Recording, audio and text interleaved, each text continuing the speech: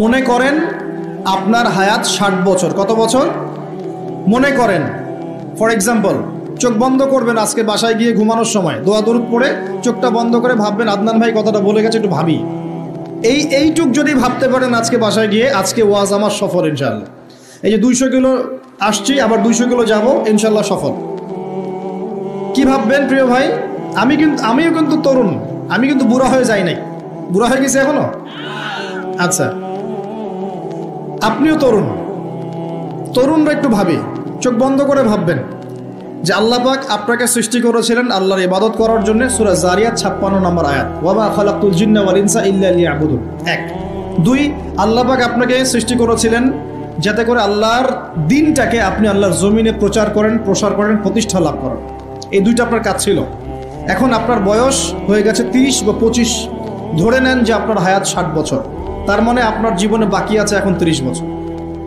এই যে 30 বছর আপনি নষ্ট করেছেন বা চলে গেছে, চোখ বন্ধ করে চিন্তা করবেন এই 30 বছরে কত ওয়াক্ত নামাজ পড়েছেন, কতদিন রোজা রেখেছেন, এই 30 বছরে 30টা আয়াত আপনি পড়েছেন কি না, এই 30 বছরে 30টা সূরা আপনি শিখেছেন কি না, 30 বছরে আপনি 30টা ইসলামিক বই পড়েছেন কি না, আপনি নবীর 30টা হাদিস পড়েছেন কি না, 30 দিন জামাতের সাথে নামাজ পড়েছেন কি না, 30 দিন দ্বীনের দাওয়াত দিয়েছেন কিনা, 30টা দিন দান সদকা করেছেন কিনা।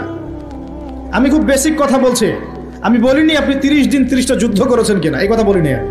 আমি আপনাকে বেসিক কথা বলছি, একদম বেসিক প্রাইমারি কথা।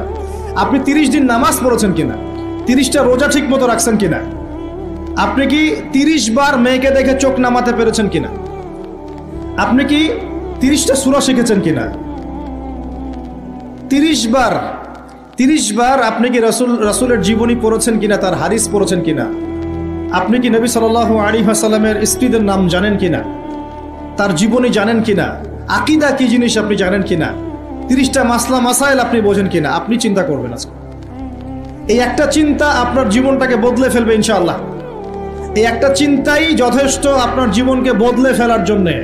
এই চিন্তাটা আরেকভাবে করবেন, এটা ভাবার পরে আপনি চোখটা খুলবেন, চোখটা খুলে সাদা কাগজ নিয়ে বসবেন, উঠে বসবেন, বসে আপনি লিখবেন। এই যুবক ভাই শোনেন, বসে আপনি লিখবেন। কি লিখবেন? আপনি লিখবেন এই 30 বছরে আপনি কতগুলো গুনাহ করেছেন, আপনার মনে পড়ে কি কি।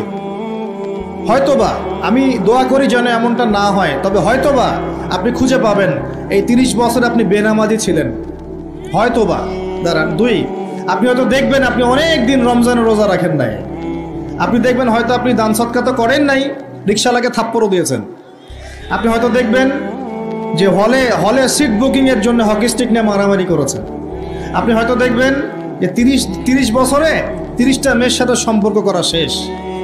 আপনি হয়তো দেখবেন যে আপনি অলরেডি পতিতলায় ভিজিট করে চলে আসছেন।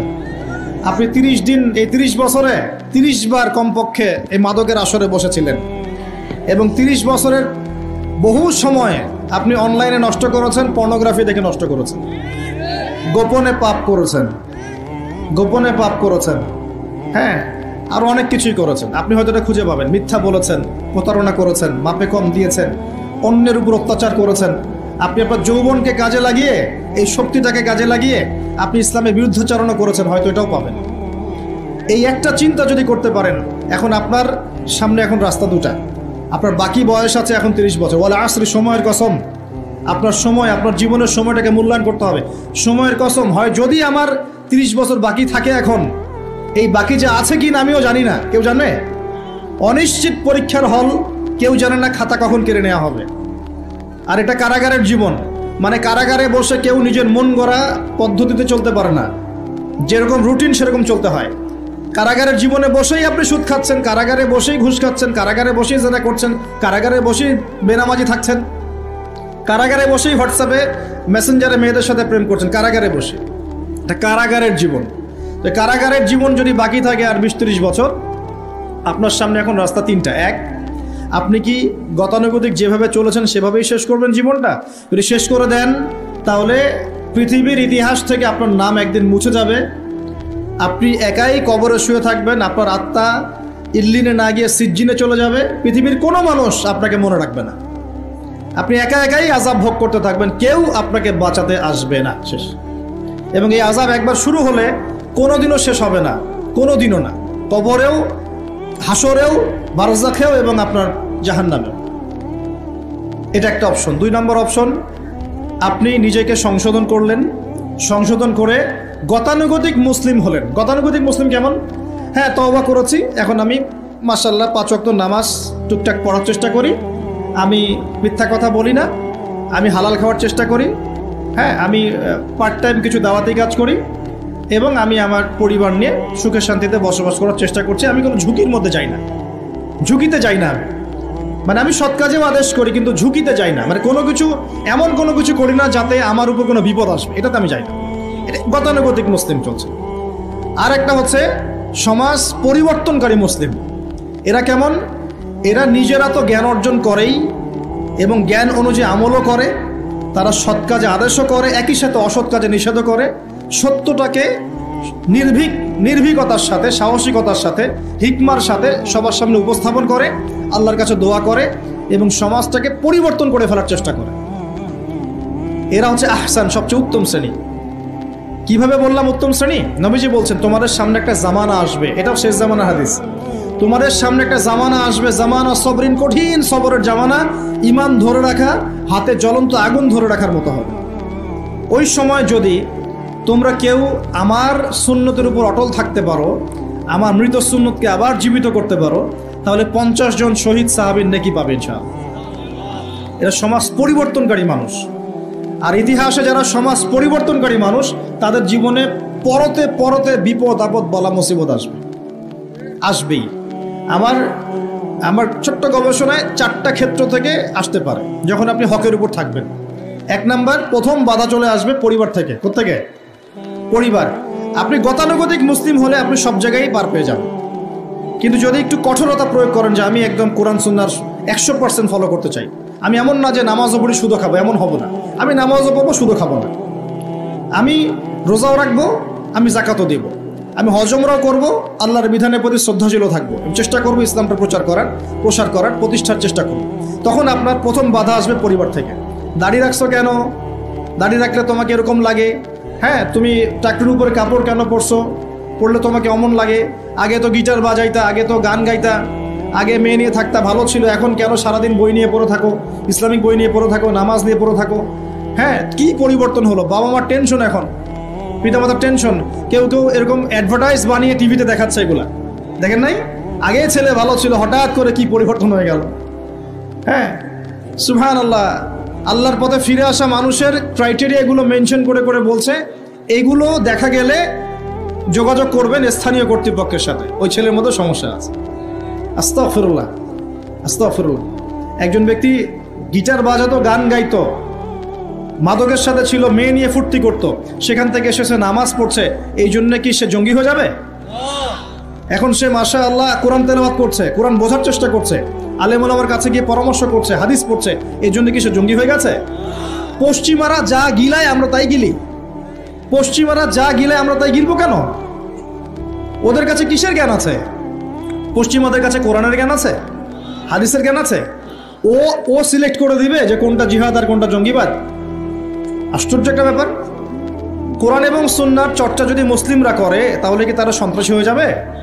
ওরা তো চাইবেই যেন আমরা এই কাজগুলো না করি, ওরা তো চাইবেই যাতে আমরা কোরআন সুন্নাহর চর্চা না করি। ওরা যা বলে সেই ভাষায় আমরা কথা বলা শুরু করেছি।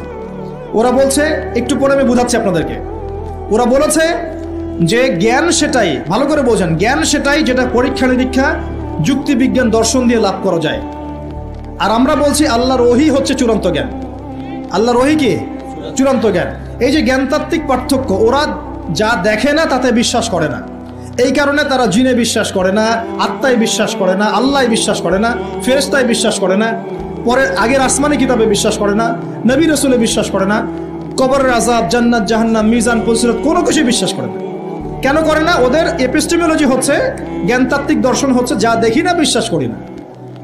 আর ওই দর্শনটা আমরা কাট পেস্ট করে নিয়ে আমাদের ছোট ছোট বাচ্চাদেরকে এখন গিলাচ্ছে এইগুলো। এখন ওই দর্শন কেন ফলো করব আমরা? আমাদের দর্শন হচ্ছে চূড়ান্ত জ্ঞান কার পক্ষ থেকে আসে?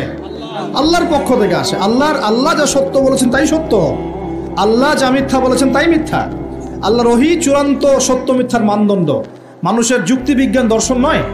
এই জায়গায় তো পার্থক্য, সে করেই তো পার্থক্য। এই জ্ঞানতাত্ত্বিক সংজ্ঞায় পার্থক্য বলেই তো আপনাকে ডারউইনের মতবাদ পড়াচ্ছে, কারণ সে তো বিশ্বাসই করে না যে মানুষকে আল্লাহ সৃষ্টি করেছে।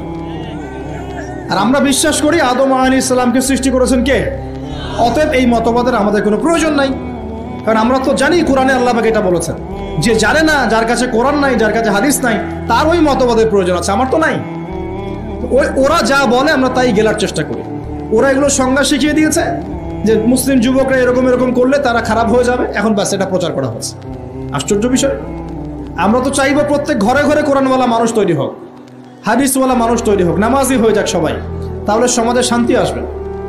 একজন নামাজি ব্যক্তি বেশি ভদ্র হয় না বেনামাজি ভদ্র হয়? বলেন। তা নামাজ মানুষকে শৃঙ্খলা শেখায় না? কোরআন মানুষকে মানবতা শেখায় না? কোরআন সুন্নাহর কোনো জায়গায় কি বলা আছে নিরপরাধ কোনো মানুষকে হত্যা করতে হবে? বরং আমি তো একটা আয়াত বললাম, কেউ যদি একজন মানুষের জীবন বাঁচায়, সূরা মাইদা আল্লাহ পাক বলছেন, কেউ যদি একজন মানুষের জীবন বাঁচায় সে যেন পুরো মানব জাতিকে বাঁচালো, বলি আলহামদুলিল্লাহ। আর কেউ যদি কোনো মানুষকে অন্যায়ভাবে হত্যা করে সে যেন পুরো মানব জাতিকে হত্যা করলো।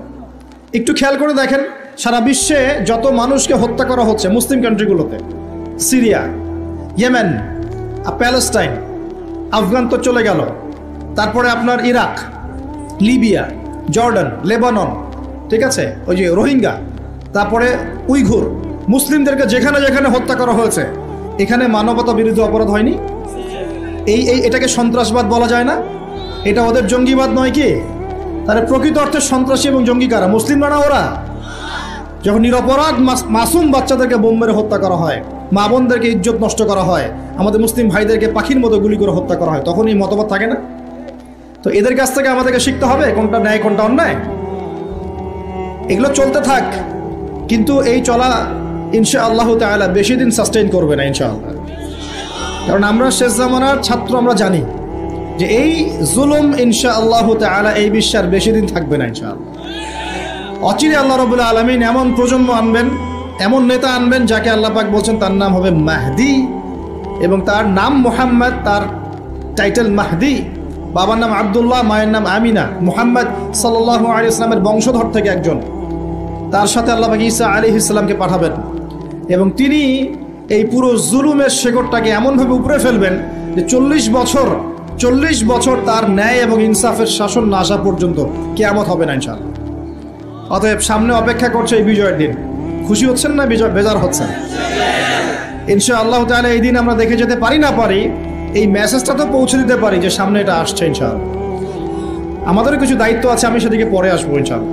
প্রিয় ভাইরা, একটা কথা খালি বললাম এখানে, যে সময়টাকে মূল্যায়ন করতে আল্লাহ পাক আপনাকে পরামর্শ দিয়েছেন। এখন আপনার সামনে সবচেয়ে বেস্ট অপশন কোনটা? আপনি পাপগুলোর লিস্ট করে 2 রাকাত নামাজ পড়বেন, সুন্দর করে ওযু করে চোখের পানি ছেড়ে দিয়ে আল্লাহকে বলবেন, আল্লাহ এই 30 বছর আমি যত পাপ করেছি, যত পাপ আল্লাহ করেছি, জেনে করেছি না জেনে করেছি, বুঝে করেছি না বুঝে করেছি, প্রকাশ্যে করেছি গোপনে করেছি, যত পাপ আল্লাহ হয়েছে আমার দ্বারা, আল্লাহ তুমি সমস্ত পাপকে মাফ করে দাও। বলবেন আল্লাহুম্মা গফিরলি মা কদ্দামতু ওয়া মা আখারতু ওয়া মা আসরারতু ওয়া মা আ'লানতু ওয়া মা আনতা আ'লামু বিহি মিন্নি আনতাল মুকদ্দিম ওয়া আনতাল মুআখির ওয়া আনতা আলা কুল্লি শাইইন কাদির। এটা একটা দোয়া। অথবা বলবেন আল্লাহুম্মা আনতা রাব্বি লা ইলাহা ইল্লা আনতা খালাকতানি আনা আবদুকা ওয়া আনা আলা আহদিক ওয়া ওয়া'দিকা মাস্তাতা'তু আউযু বিকা মিন শাররি মা صنعت أبوء لك بنعمتك علي وأبوء بذنبي فاغفر لي فإنه لا يغفر الذنوب إلا أنت। এটাও পারেন না, বলবেন আল্লাহুম্মা ইন্নী যালামতু নাফসি যুলমান কাসীরান ফাগফির লি মাগফিরাতান মিন ইনদিকা ওয়ারহামনি ইন্নাকা আনতাল গফুর। এটাও পারেন না, বলবেন রব্বিগফিরলি রব্বিগফিরলি। এটাও পারেন না, বলবেন রব্বিগফির ওয়ারহাম ওয়া আনতা খায়রুর রাহিমিন। রব্বিগফির ওয়ারহাম ওয়া আনতা খায়রুর রাহিমিন। আমার সাথে বলেন রব্বিগফির ওয়ারহাম ওয়া আনতা খায়রুর রাহিমিন। এতটুকু অন্তত বলবেন, বলে চোখের পানি ছেড়ে দিয়ে আপনি তওবা করবেন ইনশাআল্লাহ তাআলা। আল্লাহ পাক কি বলছেন শোনেন। আল্লাহ পাক বলছেন সূরা ফুরকানের শেষের দিকে, আল্লাহ পাক বলছেন ইল্লা মান তাবা, যে ব্যক্তি তওবা করে ফিরে আসবে, ওয়া আমানা, এবং ঈমান নিয়ে আসবে, ওয়া আমিলা আমালান সালিহান, এবং সতামল সম্পাদন করা শুরু করবে, মানে এরপর আর খারাপ কাজ করবে না, বাকি জীবন ভালো কাজ করবে। আল্লাহ পাক বলছেন উলাইকা উলাইকা ইল্লা মান তাবা ওয়া আমানা ওয়া আমিলা আমালান সালিহান ফাউলাইকা ইউবাদদিলুল্লাহু সাইয়্যাতিহিম হাসানাত। এরাই সেই ব্যক্তি, এরাই সেই সব মানুষ যাদের সমস্ত গুনাহকে আল্লাহ পাক নেকি দিয়ে পরিবর্তন করে দেবেন ইনশাআল্লাহ। শুধু গুনাহ মাফ করে দিবেন না, আল্লাহ পাক বলেছেন শুধু গুনাহ মাফ করব না, যদি গুনাহ হয়ে থাকে 1 কোটি, আল্লাহ পাক 1 কোটি নেকি দিয়ে পরিবর্তন করে দিবেন ইনশাআল্লাহ। কিসের অপেক্ষা তাহলে এখন? আজকে কোনো অপেক্ষা হবে? আজকে রাত্রে ইনশাআল্লাহ তওবা করে, এখনই তওবা করে ফেলবো ইনশাআল্লাহ। ওয়াজ শুনে বাসায় গিয়ে জায়নামাজে বিছিয়ে 2 রাকাত নামাজ পড়ে খাস তওবা করে, এভারেজ মুসলিম হওয়ার তওবা করব না। কিরকম মুসলিম হওয়ার তওবা করব? যে মুসলিমরা সমাজ পরিবর্তন করে দিয়েছে ওই মুসলিম হওয়ার চেষ্টা করবো ইনশাআল্লাহ। এটা করতে গেলে কি লাগবে? ফার্স্ট অফ অল আপনাকে জ্ঞান অর্জন করতে হবে। কি করতে হবে? প্রচুর পড়াশোনা করতে হবে। জ্ঞানের বিপ্লব চাই, জ্ঞানের পুরো বিপ্লব চাই। তারপরে বেশি বেশি নেক আমল করতে হবে নবীর সুন্নাহ অনুযায়ী। এরপর হালাল খাইতে হবে। তারপরে আদর্শ পরিবার করতে হবে, নিজের পরিবারে পর্দা সালাত কায়েম করতে হবে। তারপরে সমাজে সৎ কাজে আদেশ করবেন, অসৎ কাজে নিষেধ করবেন। এই যে মানব কল্যাণমূলক কাজ করবেন, সবার সাথে ঐক্যবদ্ধ থাকবেন, বিভক্ত হবেন না, সবার কল্যাণ চাবেন, কারো অকল্যাণ চাবেন না, কারোর সাথে হিংসা বিদ্বেষ গীবত তোহমতের মধ্যে যাবেন না, সমালোচনা সংস্কৃতির মধ্যে যাবেন না। আল্লাহওয়ালা আত্মশুদ্ধিওয়ালা মানুষের কাছে থাকবেন। পলিটিশিয়ানদের সাথে ভালো সম্পর্ক রাখবেন, তাদেরকে নিয়ে দিনের কাজ করবেন, তাদেরকে বাদ দিয়ে দিনের কাজ করবেন না, তাদেরকে নিয়ে দিনের কাজ করবেন। এবং তাদের মধ্যে যারা সৎ, যারা তাদেরকে ভোট দিবেন। সমস্যা কি? ডেমোক্রেসি 100% ইসলামিক পদ্ধতি কিনা সেটা পরের প্রশ্ন। এখান থেকে আপনি এখন বের হতে পারছেন না, তার মানে এখান থেকে স্কিপ করা আপনার পক্ষে পসিবল হচ্ছে না। তাহলে যে ব্যক্তি সৎ তাকে কমসে কম নিযুক্ত করেন। সমস্যা কোথায়? তার দ্বারা কিছুটা হলেও তো উপকার হবে। মানে নাই মামার চেয়ে তো কানা মামা ভালো নাকি? খেলাফত তো কায়েম করতে পারছেন না, পারছেন? তাহলে যে পদ্ধতির মধ্যে তুলনামূলক কিছু সৎ মানুষ আছে ওই মানুষগুলোকে নিয়ে আসেন। সমস্যা কোথায়? ইনশাল্লাহ তারাও দিনের জন্য কাজ করবে। আমরা একটা ঐক্যবদ্ধ জাতি হিসেবে বিশ্বের বুকে মাথা তুলে দাঁড়াবো ইনশাআল্লাহ। ইনশাআল্লাহ আমি খুব স্বপ্ন দেখি, আমি খুব আশা পোষণ করি। আর স্বপ্ন দেখতে হয়, স্বপ্নই আপনাকে ঘুমাতে দিবে না। স্বপ্ন কি? স্বপ্ন দেখতে হয়। স্বপ্ন নিয়ে তো মানুষ বাঁচে। একটা উন্নত জাতি গঠনের এবং সব দিক থেকে সমৃদ্ধ একটা দেশ গঠনের স্বপ্ন আমরা সবাই দেখব, কেন দেখব না? এই স্বপ্ন নিয়ে আমরা বাঁচবো, ইসলামিকভাবে গড়ব, যাতে বিশ্বের বুকে আমাদের দেশটা মাথা তুলে দাঁড়াতে পারে ইনশাআল্লাহ।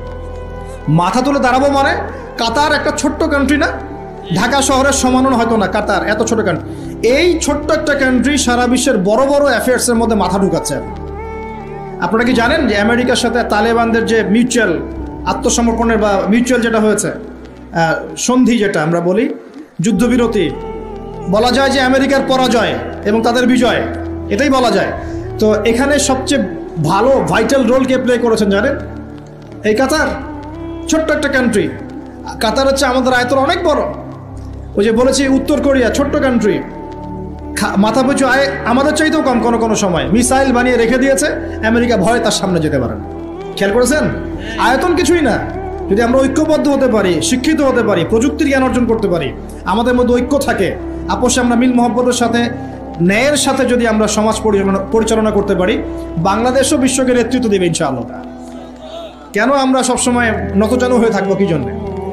আমরা ঋণ চাবো কেন? আমরা ঋণ দিব উল্টা ওদেরকে, আমরা ঋণ দিব ওদেরকে পুরো। আমরা কি দেই নাই মনে করছেন নাকি? একটা সময় ছিল যখন আমরাই সবাইকে লোন দিয়েছি, জানেন? একটা সময় ছিল যখন এই মুসলিমদের লোনের উপরে পশ্চিমারা টিকে থাকতো। আমরা ওদেরকে জ্ঞান দিয়েছি, মেডিকেল সায়েন্স দিয়েছি, প্রযুক্তির সবকিছু দিয়েছি।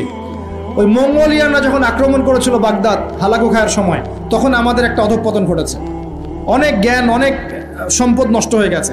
তারপর যখন ক্রুসেড শুরু হলো, ক্রুসেড ব্যাক টু ব্যাক 3-4টা ক্রুসেড হয়েছে, এই ক্রুসেডগুলোতে মুসলিমদের কিছুটা অধঃপতন হয়েছে। এরপর যখন অটোম্যানরা রাশিয়ার পক্ষ নিয়েছে, আর প্রথম বিশ্বযুদ্ধে যখন ব্রিটেন জয়লাভ করে, তখন মুসলিমদের অধঃপতন শুরু হয়েছে। এর আগ পর্যন্ত মুসলিমরা সারা বিশ্বকে শাসন করেছে। আমাদের ইতিহাস ভুলে গেলে চলবে না। স্বপ্ন দেখেন, ইতিহাস পড়েন। আল্লাহ পাক সময়ের মূল্যায়ন করতে বলেছেন। প্রিয় ভাইরা, ইতিহাস পড়েন, কোরআনের হিস্ট্রি পড়েন, বিশ্বের হিস্ট্রি পড়েন, নিজের সময়কে মূল্যায়ন করেন। আজকেই তওবা করেন, ফিরে আসেন এবং দিনের জন্য কাজ করার প্রত্যয় ব্যক্ত করেন। আল্লাহ পাক তৌফিক দান করুন। এই সময়ের কসম করে আল্লাহ বলছেন সবাই ক্ষতির মধ্যে আছে। সবাই বলতে কারা? সবাই বলতে সেই সব মানুষ বাদ দিয়ে যারা 4টা গুণ অর্জন করবে। কয়টা গুণ ভাই? মাত্র 4টা গুণ। কয়টা গুণ? এই 4টা গুণ একসাথে অর্জন করতে পারবো ইনশাআল্লাহ? ওয়াদা করছি পারবো ইনশাআল্লাহ, চেষ্টা করবো তো ইনশাআল্লাহ। শুনে নেন, সংক্ষিপ্ত করে বলছি। এক, আমাদের সবাইকে মুমিন হতে হবে। ইল্লাল্লাযীনা আমানু, যারা ঈমানদার। ঈমানদার কারা? উত্তর হাদিসে জিবরিলের মধ্যে আছে, নবী সাল্লাল্লাহু আলাইহি ওয়াসাল্লামকে জিবরাইল আলাইহিস সালাম জিজ্ঞাসা করছেন, আখবিরনি আনিল ঈমান, হে নবী আমাকে ঈমান সম্পর্কে বলুন। এই জায়গায় একটু ভালো করে বোঝেন, এখানে বর্তমান যে শিক্ষা ব্যবস্থা নিয়ে যে কথাটা উঠেছে এর একটা গোড়ার সমস্যা চলে আসবে, একটু ভালো করে বোঝেন এই জায়গাটা। জিবরাইল আলাইহিস সালাম বলছেন, হে মুহাম্মদ সাল্লাল্লাহু আলাইহি ওয়াসাল্লাম, আল ঈমান, ঈমান হচ্ছে আন তুমিনা বিল্লাহ, তুমি আল্লাহতে বিশ্বাস করবে। এক, ওয়া মালাইকাতিহি, ফেরেশতাগণে বিশ্বাস করবে। দুই, তিন, ওয়া কুতুবিহি, আসমানি কিতাব সমূহে বিশ্বাস করবে। চার, ওয়া রুসুলিহি, রাসূলগণে বিশ্বাস করবে। পাঁচ, ওয়াল ইয়াউমিল আখির, পরকালে বিশ্বাস করবে। ছয়, ওয়াল কদরি খাইরি ওয়া শাররি, তাকদীরের ভালো মন্দে বিশ্বাস করবে। একটু মনোযোগ দিয়ে দেখেন, ঈমানের 6টা পিলার কি ছোঁয়া যায়? এগুলো কি কঠিন? এগুলো কি তরল? এগুলো কি বায়বীয়? এগুলোকে কি জ্ঞানের সংজ্ঞায় ফেলা যায়? ঈমানের 6 পিলারকে চোখে দেখা যায়, স্পর্শ করা যায়? ঈমানের 6 পিলার, এই 6টা পিলার, এই 6টা পিলারকে কি ল্যাবরেটরিতে ল্যাবে বসে প্রমাণ করা যাবে? এই 6টা পিলারকে কি যুক্তি, বিজ্ঞান, দর্শনের মানদণ্ডে বিচার করা যাবে? যাবে না। আল্লাহ পাক বলছেন, আলিফ লাম মিম যালিকাল কিতাব লা রাইবা ফি হুদাল লিল মুত্তাকিন। মুত্তাকি কারা? আল্লাযীনা ইউমিনুনা বিল গায়বি, যারা এই গায়েবে বিশ্বাস করে। ঈমানের 6 পিলার সবই গায়েব। এই গায়েবে অদৃশ্য বিশ্বাস না করতে পারলে আপনি মুমিন হতে পারবেন না। তো আমাদের বিলিভ, আমাদের বিশ্বাসের ভিত্তিটা হচ্ছে অদৃশ্য। আমাদের বিশ্বাসের ভিত্তি কি? অদৃশ্যের জগৎ, গায়েবের জগৎ। আর পশ্চিমাদের বিশ্বাসের জগৎ হচ্ছে দৃশ্যমান জগৎ। এ কারণেই তাদের শিক্ষা সিস্টেমগুলো সব দৃশ্যমান জিনিসে বিশ্বাস করে, অদৃশ্য বিশ্বাস করে। এই কারণেই তারা এই সব মতবাদগুলোকে বইপত্র নিয়ে আসে। এই ডারউইনের মতবাদ বলেন, এই যে আপনার এটা কি অ্যাস্ট্রোনমিক্যাল ইয়েগুলো বলেন, নাসার গবেষণাগুলোকে বলেন, মঙ্গলের এটা খুঁজতেছে, চাঁদে ওইটা খুঁজতেছে। মানে ওরা চোখে যা দেখবে এটা বিশ্বাস করবে, চোখে যা দেখি না বিশ্বাস করবো না। আর ওই মতবাদটাকে তারা জোর করে মুসলিমদের উপর চাপাতে যাচ্ছে। এই কারণেই মুসলিমদের বইপত্রের মধ্যে এখন এগুলো ঢুকে যাচ্ছে, এই মতবাদগুলো ঢুকে যাচ্ছে। তাহলে সমস্যা কিন্তু গোড়ায়। আমাদের কাছে জ্ঞানের সংজ্ঞা হচ্ছে জ্ঞান আল্লাহর পক্ষ থেকে আসে। আল্লামাল ইনসান মা লাম ইয়ালাম, আমি মানুষকে সেই জ্ঞান শিক্ষা দিয়েছি যা মানুষ জানতো না। আল্লাহ বলছেন আমি শিক্ষা দিয়েছি, মানুষ জ্ঞানী ছিল না, আমি শিক্ষা দিয়েছি। আল্লাহ বলছেন ওয়াকুলিল হাক্কু মির রাব্বিকুম, সূরা কাহফ 29 নম্বর আয়াত। আল্লাহ বলছেন হক সেটাই, জ্ঞান সেটাই যা তোমার রবের পক্ষ থেকে নাজিল হয়। আল্লাহ বলছেন ফালা তাকুনান্না মিনাল মুমতারিন, এই হক আল্লাহর পক্ষ থেকে আসে, তুমি সন্দেহ পোষণ করো না। ওদের জ্ঞানের সংজ্ঞা, জ্ঞান দেখা যায়, ছোঁয়া যায়, উপলব্ধি করা যায়, এর আলোকে জ্ঞান তারা নির্ধারণ করে। আমরা বলছি জ্ঞান হচ্ছে আল্লাহর পক্ষ থেকে আসে। এটাকে আমরা ফিলোসফির ভাষায় বলি এপিস্টেমোলজিক্যাল একটা ডিফারেন্স, মানে জ্ঞানতাত্ত্বিক পার্থক্য। এই কারণেই শিক্ষা ব্যবস্থায় এই দ্বৈনতা দেখা দিচ্ছে। ওদের শিক্ষা ব্যবস্থা এরকম, চোখে যা দেখবে তা বিশ্বাস করবে, চোখে যা দেখবে না বিশ্বাস করবে না। আর আমাদের শিক্ষা ব্যবস্থার ভিত্তি হচ্ছে অদৃশ্য, গায়েবে আমরা বিশ্বাস করি। আল্লাহ গায়েব, দেখি নাই বিশ্বাস করি, ফেরেশতা বিশ্বাস করি, আসমানি কিতাব বিশ্বাস করি, নবী রাসূল বিশ্বাস করি, পরকাল বিশ্বাস করি, আপনার ভাগ্যে বিশ্বাস করি। এগুলো বিশ্বাস না করলে আপনি মুমিন হতে পারবেন না। আর আল্লাহ পাক বলছেন মুমিন না হলে ক্ষতির মধ্যে আছো, সময়ের কসম। প্রথম শর্ত মুমিন হতে হবে, মনে বিশ্বাস করতে হবে, মুখে স্বীকার করতে হবে, কাজেও বাস্তবায়ন করতে হবে। এই পার্থক্যের কারণেই শেকড়ের সমস্যা হয়েছে। এখন ডালপালা নিয়ে আমরা নাড়াচাড়া শুরু করেছি। এইটা কেন, ইতিহাস কেন বিকৃত হচ্ছে, কেন ডারউইনের মতবাদ, কেন এই কেন সেই, এর শেকড়টা হচ্ছে এখানে। এখানে জ্ঞানতাত্ত্বিক পার্থক্য আছে। তো ওরা জ্ঞানের সংজ্ঞা যা বোঝে, আমাদের সংজ্ঞা তা নয়। আর ওদের বুঝটাকে জোর করে চাপিয়ে দেওয়া হচ্ছে আমাদের উপরে। That's all. এখন সলিউশন কি? সলিউশন হচ্ছে আপনাকে বিকল্প সিলেবাস চিন্তা করতে হবে। এমন সিলেবাস যেখানে জেনারেল এবং ইসলামিক শিক্ষার সমন্বয় থাকবে এবং সেগুলোকে পড়ানোর মতো মুত্তাকি টিচারও থাকতে হবে। এরকম ইনস্টিটিউশন থাকতে হবে, বা যেগুলো আছে সেগুলোর মধ্যে নতুনত্ব, সিলেবাসে নতুনত্ব এনে, সংস্কার এনে ইনপুট করতে হবে। অথবা উপরের লেভেল থেকে কোনো উদ্যোগ গ্রহণ করলে ইনশাআল্লাহ সমস্যা সলভ হয়ে যাবে। আর আমরা আশা করি আমাদের ঊর্ধ্বতন কর্তৃপক্ষ যারা আছেন তারা জোর করে আমাদেরকে এগুলো চাপিয়ে দিবেন না ইনশাআল্লাহ। আমরা আশা করি তারা এগুলোর ব্যাপারে সচেতন হবেন এবং এই অনইসলামিক শিক্ষাগুলোকে আমাদের সোনামণিদের বই থেকে দূর করবেন ইনশাআল্লাহ। বিশ্বাস করেন, একটা বছর সময় লাগবে না, 1 বছর লাগবে না ইনশাআল্লাহ। 1 বছরের মধ্যে পুরো শিক্ষা সিস্টেমকে ঢেলে সাজানো সম্ভব। প্রত্যেক প্লে গ্রুপ থেকে শুরু করে মাস্টার্স পর্যন্ত প্রত্যেক সেকশনে জেনারেল শিক্ষার সাথে ইসলামিক শিক্ষাকে সমন্বয় করা সম্ভব। 1 বছর লাগবে না ইনশাআল্লাহ। এই সৎ উদ্যোগ যদি কেউ নিতে পারে, আমি দোয়া করি আল্লাহ পাক তৌফিক দান করুন, পুরো জাতির জন্য কল্যাণকর হবে ইনশাআল্লাহ। আমার ছেলে ডক্টর হবে, হাফেজে কোরআনও হবে ইনশাআল্লাহ, কি সমস্যা? হতে পারবে না? আমার ছেলে পলিটিশিয়ান হবে, সমাজকে নেতৃত্ব দিবে, সে আলেমও হবে ইনশাআল্লাহ, কি সমস্যা? একজন ইমাম সাহেব, মুফতি সাহেব, তিনি অর্থনীতির জ্ঞান রাখবেন, কি সমস্যা? কোনো সমস্যা? একজন মুহাদ্দিস মুফতি যারা ফারেগ হয়ে বের হচ্ছেন, তারা বিশ্ব রাজনীতি সম্পর্কে জ্ঞান রাখবেন, কোনো সমস্যা? সবকিছু আমাদের পড়াশোনা করতে হবে, তারপরে আমরা যে যা সেকশন ভাগ করে নিব ইনশাআল্লাহ আজ্জা ওয়া জাল্লা। ওয়াহাবীদের পক্ষ থেকে কোনো দলিল প্রমাণ নাই, এরকম যদি কোনো আমল কেউ করে, এরকম কোনো আকীদা কেউ পোষণ করে, সেটা হবে বেদাতি আমল, বেদাতি আকীদা। বোঝা যাচ্ছে কথা? বেদাতি আমল আকীদায় কেউ লিপ্ত থাকলে তার আমল কবুল হবে না, তার আমল কবুল হবে না, তার আমলকে আল্লাহ পাক ধুলো বানিয়ে দিবেন, হাউজে কাউসারের পানি পাবে না, নবীজি সুহকান লিমান গায়্যারা বা'দি বলে তাড়িয়ে দিবেন এবং জাহান্নামে যেতে হবে। বেদাত যে করে সে তো অপরাধী, যে বেদাতিকে সম্মান পর্যন্ত করে তার উপর আল্লাহ পাক লানত করেছেন, ফেরেশতা লানত করবে।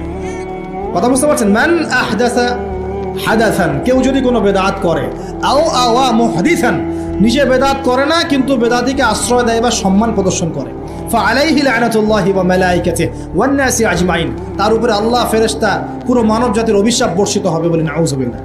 অন্য হাদিসে আছে সে যেন ইসলামকে ধ্বংস করার ব্যাপারে সাহায্য করবে। অতএব এই স্রোতে গা ভাসাবেন না, স্রোতে গা ভাসিয়ে দিবেন না। যে আমলের দলিল আছে, প্রমাণ আছে, এগুলোই আমলে সলেহ। যেগুলো দলিল প্রমাণ নাই, মানুষ বানিয়ে নিয়েছে, এগুলো আমলে সলেহ নয়, এগুলো করলে উল্টা গোনা হবে। নবীজি বলছেন একটা হাদিসে যে ফামান রাগিবা আন সুন্নতি ফালাইসা মিন্নি, কেউ যদি আমার সুন্নত থেকে মুখ ফিরিয়ে নেয় সে আমার উম্মতের অন্তর্ভুক্ত না। কুল্লু বিদআতিন দালালা, প্রত্যেকটা বেদাত ভ্রষ্টতা, ওয়া কুল্লু দালালাতিন ফিন্নার, প্রত্যেক ভ্রষ্টতার পরিণাম হবে জাহান্নাম। যে আমলটা করবেন চেক করে দেখবেন দলিল প্রমাণ আছে কি নাই।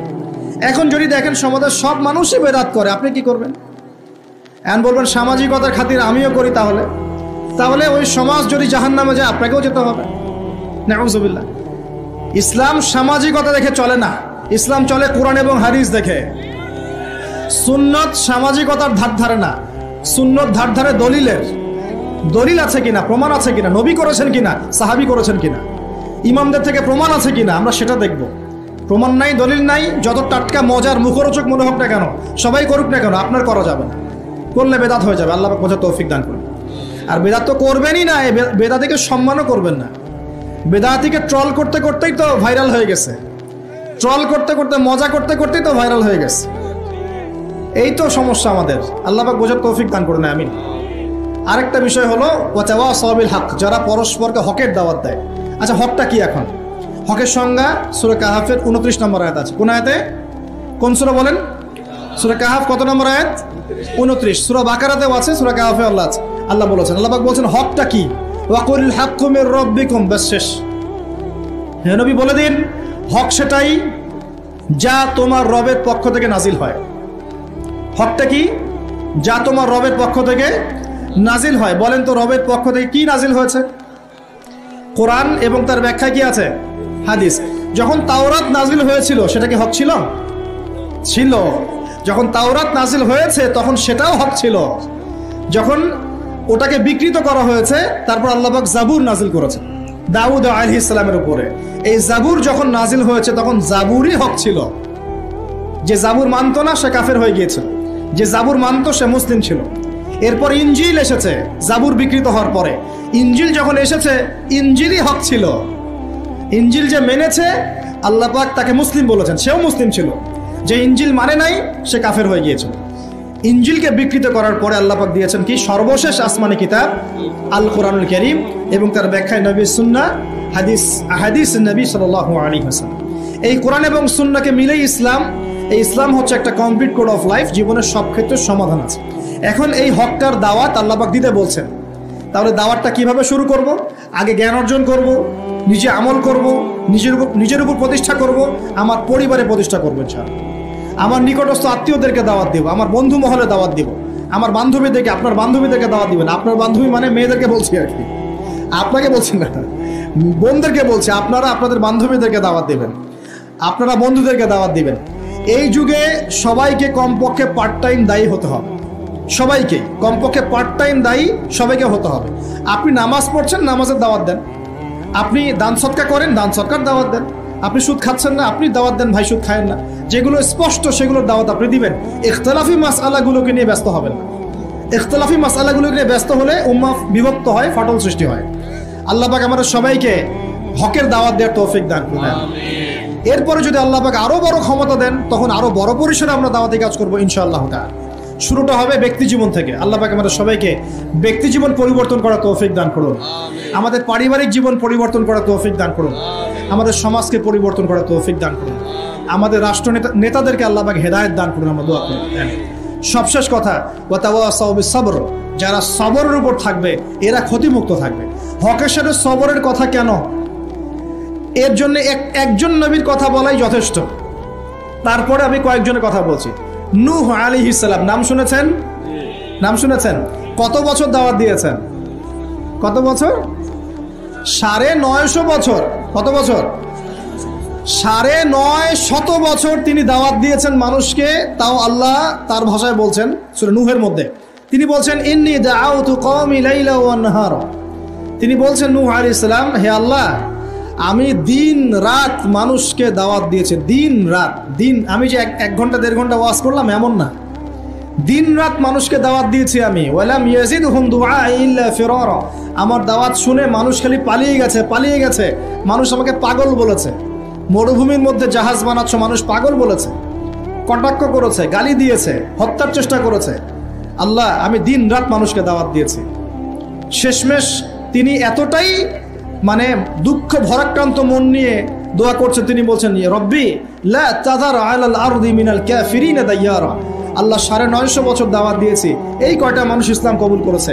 আল্লাহ, তুমি এই পৃথিবীতে কোনো কাফেরকে আর বাকি রেখো না, আযাব দিয়ে ধ্বংস করে দাও। তিনি বলছেন রব্বি আন্নী মাগলুবুন ফান্তাসির, সূরা কমারের মধ্যে আছে। তিনি বলছেন আল্লাহ, আমি পরাজিত হয়ে গেছি, আমাকে সাহায্য কর, আমি আর পারছি না। কোন পর্যায়ে গেলে একটা মানুষ এই কথা বলতে পারে? আমরা তো 2 দিন 4 দিন দাওয়াতি কাজ করে হাবশায় যাই। এক ভাইকে নামাজের দাওয়াত দিয়েছি 3 দিন, নামাজ পড়ে না, বলছি তোর দ্বারা হবে না, আশা শেষ করে ফেলি, আশা পোষণ করি না। হ্যাঁ, পরিবারে স্ত্রী কথা শোনে না, 1 বছর সবর করেছি, তালাক দাও, তালাক দাও, চলবে না, এরকম মনে করি আমরা। ঠিক আছে, সন্তানকে দাওয়াত দিই, কথা শোনে না, সন্তানকে আমরা ত্যায্য পুত্র করে ফেলছি। মনে করেন আপনার হায়াত 60 বছর। কত বছর?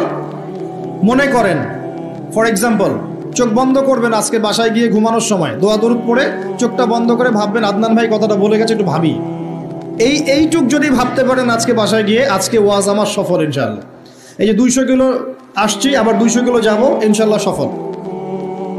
কি ভাববেন প্রিয় ভাই? আমিও কিন্তু তরুণ, আমি কিন্তু বুড়া হয়ে যাই নাই। বুড়া হয়ে গেছি এখনো? আচ্ছা, আপনিও তরুণ। তরুণরা একটু ভাবি, চোখ বন্ধ করে ভাববেন যে আল্লাহ পাক আপনাকে সৃষ্টি করেছিলেন আল্লাহর ইবাদত করার জন্য। সূরা জারিয়াত 56 নম্বর আয়াত, ওয়া মা খালাকতুল জিন্না ওয়াল ইনসা ইল্লা লিয়াবুদুন। 1 2 আল্লাহ পাক আপনাকে সৃষ্টি করেছিলেন যাতে করে আল্লাহর দিনটাকে আপনি আল্লাহর জমিনে প্রচার করেন, প্রসার করেন, প্রতিষ্ঠা লাভ করেন। এই 2টা আপনার কাজ ছিল। এখন আপনার বয়স হয়ে গেছে 30 বা 25, ধরে নেন যে আপনার হায়াত 60 বছর। তার মানে আপনার জীবনে বাকি আছে এখন 30 বছর। এই যে 30 বছর আপনি নষ্ট করেছেন বা চলে গেছে, চোখ বন্ধ করে চিন্তা করবেন এই 30 বছরে কত ওয়াক্ত নামাজ পড়েছেন, কতদিন রোজা রেখেছেন, এই 30 বছরে 30টা আয়াত আপনি পড়েছেন কি না, এই 30 বছরে 30টা সূরা আপনি শিখেছেন কি না, 30 বছরে আপনি 30টা ইসলামিক বই পড়েছেন কি না, আপনি নবীর 30টা হাদিস পড়েছেন কি না, 30 দিন জামাতের সাথে নামাজ পড়েছেন কি না, 30 দিন দিনের দাওয়াত দিয়েছেন কি না, 30টা দিন দান সদকা করেছেন কি না। আমি খুব বেসিক কথা বলছি, আমি বলিনি আপনি 30 দিন 30টা যুদ্ধ করেছেন কিনা, এই কথা বলিনি। আমি আপনাকে বেসিক কথা বলছি, একদম বেসিক প্রাইমারি কথা। আপনি 30 দিন নামাজ পড়েছেন কিনা, 30টা রোজা ঠিক মতো রাখছেন কিনা, আপনি কি 30 বার মেয়েকে দেখে চোখ নামাতে পেরেছেন কিনা, আপনি কি 30টা সূরা শিখেছেন কিনা, 30 বার আপনি কি রাসূলের জীবনী পড়েছেন কিনা, তার হাদিস পড়েছেন কিনা, আপনি কি নবী সাল্লাল্লাহু আলাইহি ওয়াসাল্লামের স্ত্রীদের নাম জানেন কিনা, তার জীবনী জানেন কিনা, আকীদা কি জিনিস আপনি জানেন কিনা, 30টা মাসলা মাসাইল আপনি বোঝেন কিনা। আপনি চিন্তা করবেন আজকে, এই একটা চিন্তা আপনার জীবনটাকে বদলে ফেলবে ইনশাআল্লাহ। এই একটা চিন্তাই যথেষ্ট আপনার জীবনকে বদলে ফেলার জন্যে।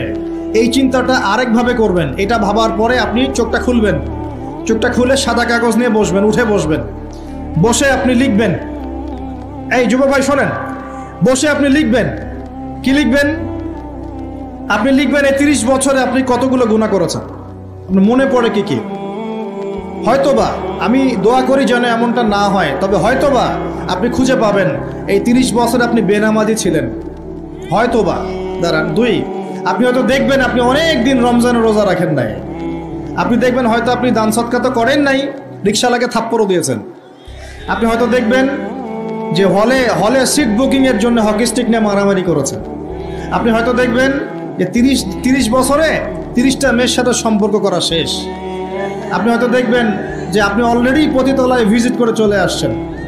আপনি 30 দিন, এই 30 বছরে 30 বার কমপক্ষে এই মাদকের আসরে বসেছিলেন, এবং 30 বছরের বহু সময় আপনি অনলাইনে নষ্ট করেছেন, পর্নোগ্রাফি দেখে নষ্ট করেছেন, গোপনে পাপ করেছেন, গোপনে পাপ করেছেন, হ্যাঁ, আরও অনেক কিছুই করেছেন। আপনি হয়তো এটা খুঁজে পাবেন। মিথ্যা বলেছেন, প্রতারণা করেছেন, মাপে কম দিয়েছেন, অন্যের উপর অত্যাচার করেছেন।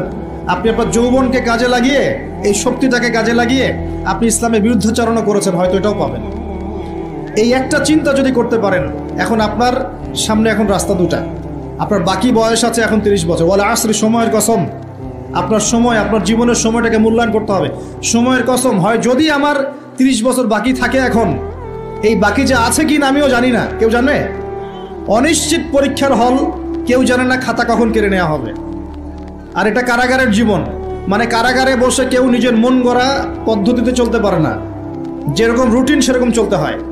কারাগারের জীবনে বসেই আপনি সুদ খাচ্ছেন, কারাগারে বসেই ঘুষ খাচ্ছেন, কারাগারে বসেই জেনা করছেন, কারাগারে বসেই বেনামাজি থাকছেন, কারাগারে বসেই হোয়াটসঅ্যাপে মেসেঞ্জারে মেয়েদের সাথে প্রেম করছেন, কারাগারে বসে।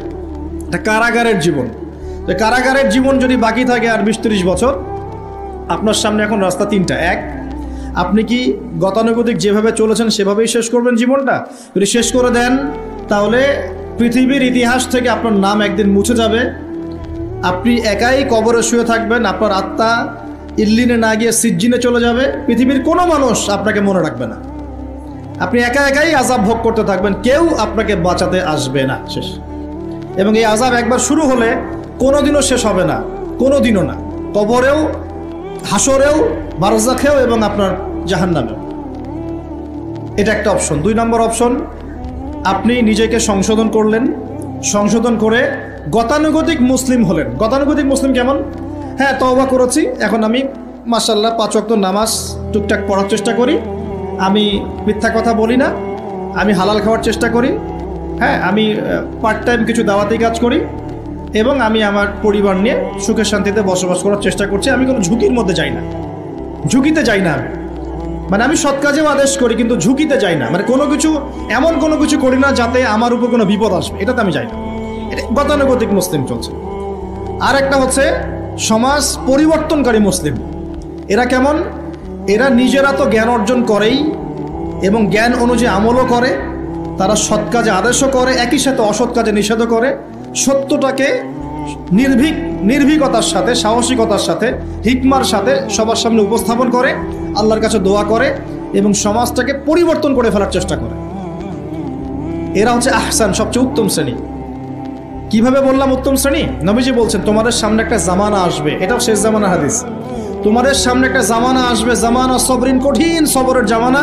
ঈমান ধরে রাখা হাতে জ্বলন্ত আগুন ধরে রাখার মতো হবে। ওই সময় যদি তোমরা কেউ আমার সুন্নতের উপর অটল থাকতে পারো, আমার মৃত সুন্নতকে আবার জীবিত করতে পারো, তাহলে 50 জন শহীদ সাহাবীর নেকি পাবে ইনশাআল্লাহ। এরা সমাজ পরিবর্তনকারী মানুষ। আর ইতিহাসে যারা সমাজ পরিবর্তনকারী মানুষ, তাদের জীবনে পরতে পরতে বিপদ আপদ বলা মুসিবত আসবেই। আমার ছোট্ট গবেষণায় 4টা ক্ষেত্র থেকে আসতে পারে যখন আপনি হকের উপর থাকবেন। 1 নাম্বার, প্রথম বাধা চলে আসবে পরিবার থেকে। কোত্থেকে? পরিবার। আপনি গতানুগতিক মুসলিম হলে আপনি সব জায়গায় পার পেয়ে যাবেন, কিন্তু যদি একটু কঠোরতা প্রয়োগ করেন যে আমি একদম কোরআন সুন্নাহর 100% ফলো করতে চাই, আমি এমন না যে নামাজও পড়ি শুধু খাবো, এমন হব না। আমি নামাজও পড়বো, শুধু খাবো না, আমি রোজাও রাখবো, আমি যাকাতও দেব, আমি হজ উমরাও করবো, আল্লাহর বিধানের প্রতি শ্রদ্ধাশীল থাকবো, চেষ্টা করবো ইসলামটা প্রসার করার প্রতিষ্ঠার চেষ্টা করবো। তখন আপনার প্রথম বাধা আসবে পরিবার থেকে। দাড়ি রাখছো কেন? দাড়ি রাখলে তোমাকে এরকম লাগে। হ্যাঁ, তুমি টাকটির উপরে কাপড় কেন পরলে তোমাকে অমন লাগে। আগে তো গিটার বাজাইতা, আগে তো গান গাইতা, আগে মেয়ে নিয়ে থাকতা, ভালো ছিল। এখন কেন সারাদিন বই নিয়ে পড়ে থাকো, ইসলামিক বই নিয়ে পড়ে থাকো, নামাজ নিয়ে পড়ে থাকো। হ্যাঁ, কি পরিবর্তন হলো! বাবা মার টেনশন, এখন পিতামাতার টেনশন। কেউ এরকম অ্যাডভার্টাইজ বানিয়ে টিভিতে দেখাচ্ছে, এগুলা দেখেন নাই? আগে ছেলে ভালো ছিল, হঠাৎ করে কি পরিবর্তন হয়ে গেল। হ্যাঁ, সুবহানাল্লাহ। আল্লাহর পথে ফিরে আসা মানুষের ক্রাইটেরিয়া এগুলো মেনশন করে বলছে, এইগুলো দেখা গেলে যোগাযোগ করবেন স্থানীয় কর্তৃপক্ষের সাথে, ওই ছেলের মধ্যে সমস্যা আছে। আস্তাগফিরুল্লাহ, আস্তাগফিরুল্লাহ। একজন ব্যক্তি গিটার বাজাতো, গান গাইতো, মাদকের সাথে ছিল, মেয়ে নিয়ে ফুর্তি করতো, সেখান থেকে এসেছে নামাজ পড়ছে, এই জন্য কি সে জঙ্গি হয়ে যাবে? এখন সে মাশাআল্লাহ কোরআন তেলাওয়াত করছে, কোরআন বোঝার চেষ্টা করছে, আলেম ওলামার কাছে গিয়ে পরামর্শ করছে, হাদিস পড়ছে, এই জন্য কি সে জঙ্গি হয়ে গেছে? পশ্চিমারা যা গিলায় আমরা তাই গিলি। পশ্চিমারা যা গিলায় আমরা তাই গিলবো কেন? ওদের কাছে কিসের জ্ঞান আছে? পশ্চিমাদের কাছে কোরআনের জ্ঞান আছে, হাদিসের জ্ঞান আছে। ও সিলেক্ট করে দিবে যে কোনটা জিহাদ আর কোনটা জঙ্গিবাদ। আশ্চর্য একটা ব্যাপার। কোরআন এবং সুন্নাহর চর্চা যদি মুসলিমরা করে, তাহলে কি তারা সন্ত্রাসী হয়ে যাবে? ওরা তো চাইবেই যেন আমরা এই কাজগুলো না করি। ওরা তো চাইবেই যাতে আমরা কোরআন সুন্নাহর চর্চা না করি। ওরা যা বলে সেই ভাষায় আমরা কথা বলা শুরু করেছি। ওরা বলছে, একটু পরে আমি বুঝাচ্ছি আপনাদেরকে, ওরা বলেছে যে জ্ঞান সেটাই, ভালো করে বোঝেন, জ্ঞান সেটাই যেটা পরীক্ষা নিরীক্ষা, যুক্তি বিজ্ঞান, দর্শন দিয়ে লাভ করা যায়। আর আমরা বলছি আল্লাহর ওহী হচ্ছে চূড়ান্ত জ্ঞান। আল্লাহর ওহী কি? চূড়ান্ত জ্ঞান। এই যে জ্ঞানতাত্ত্বিক পার্থক্য, ওরা যা দেখে না তাতে বিশ্বাস করে না, এই কারণে তারা জিনে বিশ্বাস করে না, আত্মায় বিশ্বাস করে না, আল্লাহয় বিশ্বাস করে না, ফেরেশতায় বিশ্বাস করে না, পরে আগের আসমানি কিতাবে বিশ্বাস করে না, নবী রাসূলে বিশ্বাস করে না, কবরের আযাব, জান্নাত জাহান্নাম, মিজান, ফজিলত কোনো কিছু বিশ্বাস করে না। কেন করে না? ওদের এপিস্টেমোলজি হচ্ছে, জ্ঞানতাত্ত্বিক দর্শন হচ্ছে যা দেখি না বিশ্বাস করি না। আর ওই দর্শনটা আমরা কাট পেস্ট করে নিয়ে আমাদের ছোট বাচ্চাদেরকে এখন গিলাচ্ছে এইগুলো। এখন ওই দর্শন কেন ফলো করব আমরা? আমাদের দর্শন হচ্ছে চূড়ান্ত জ্ঞান কার পক্ষ থেকে আসে? আল্লাহর পক্ষ থেকে আসে। আল্লাহ যা সত্য বলেছেন তাই সত্য, আল্লাহ যা মিথ্যা বলেছেন তাই মিথ্যা। আল্লাহর ওহী চূড়ান্ত সত্য মিথ্যার মানদণ্ড, মানুষের যুক্তি বিজ্ঞান দর্শন নয়। এই জায়গায় তো পার্থক্য, শেকড়েই তো পার্থক্য। এই জ্ঞানতাত্ত্বিক সংজ্ঞায় পার্থক্য বলেই তো আপনাকে ডারউইনের মতবাদ পড়াচ্ছে, কারণ সে তো বিশ্বাসই করে না যে মানুষকে আল্লাহ সৃষ্টি করেছেন। আর আমরা বিশ্বাস করি আদম আলাইহিস সালামকে সৃষ্টি করেছেন কে? অতএব এই মতবাদের আমাদের কোনো প্রয়োজন নাই, কারণ আমরা তো জানি কোরআনে আল্লাহ পাক এটা বলেছেন। যে জানে না, যার কাছে কোরআন নাই, যার কাছে হাদিস নাই, তার ওই মতবাদের প্রয়োজন আছে, আমার তো নাই। ওরা যা বলে আমরা তাই গেলার চেষ্টা করি। ওরা এগুলো সংজ্ঞা শিখিয়ে দিয়েছে যে মুসলিম যুবকরা এরকম করলে তারা খারাপ হয়ে যাবে, এখন ব্যাস এটা প্রচার করা হচ্ছে। আশ্চর্য বিষয়। আমরা তো চাইবো প্রত্যেক ঘরে ঘরে কোরআনওয়ালা মানুষ তৈরি হোক, হাদিসওয়ালা মানুষ তৈরি হোক, নামাজি হয়ে যাক সবাই, তাহলে সমাজে শান্তি আসবে। একজন নামাজি ব্যক্তি বেশি ভদ্র হয় না বেনামাজি ভদ্র হয়? বলেন। তা নামাজ মানুষকে শৃঙ্খলা শেখায় না, কোরআন মানুষকে মানবতা শেখায় না। কোরআন সুন্নাহর কোনো জায়গায় কি বলা আছে নিরপরাধ কোনো মানুষকে হত্যা করতে হবে? বরং আমি তো একটা আয়াত বললাম, কেউ যদি একজন মানুষের জীবন বাঁচায়, সূরা মাইদা আল্লাহ পাক বলছেন, কেউ যদি একজন মানুষের জীবন বাঁচায়, সে যেন পুরো মানব জাতিকে বাঁচালো, বলি আলহামদুলিল্লাহ। আর কেউ যদি কোনো মানুষকে অন্যায়ভাবে হত্যা করে, সে যেন পুরো মানব জাতিকে হত্যা করলো। একটু খেয়াল করে দেখেন, সারা বিশ্বে যত মানুষকে হত্যা করা হচ্ছে মুসলিম কান্ট্রিগুলোতে, সিরিয়া, ইয়েমেন, প্যালেস্টাইন, আফগান তো চলে গেল, তারপরে আপনার ইরাক, লিবিয়া, জর্ডান, লেবানন, ঠিক আছে, ওই যে রোহিঙ্গা, তারপরে উইঘুর, মুসলিমদেরকে যেখানে যেখানে হত্যা করা হয়েছে, এখানে মানবতা বিরোধী অপরাধ হয়নি? এটাকে সন্ত্রাসবাদ বলা যায় না? এটা ওদের জঙ্গিবাদ নয় কি? তাহলে প্রকৃত অর্থে সন্ত্রাসী এবং জঙ্গি কারা? মুসলিমরা না ওরা? যখন নিরপরাধ মাসুম বাচ্চাদেরকে বোম মেরে হত্যা করা হয়, মা বোনদেরকে ইজ্জত নষ্ট করা হয়, আমাদের মুসলিম ভাইদেরকে পাখির মতো গুলি করে হত্যা করা হয়, তখন এই মতবাদ থাকে না? তো এদের কাছ থেকে আমাদেরকে শিখতে হবে কোনটা ন্যায় কোনটা অন্যায়।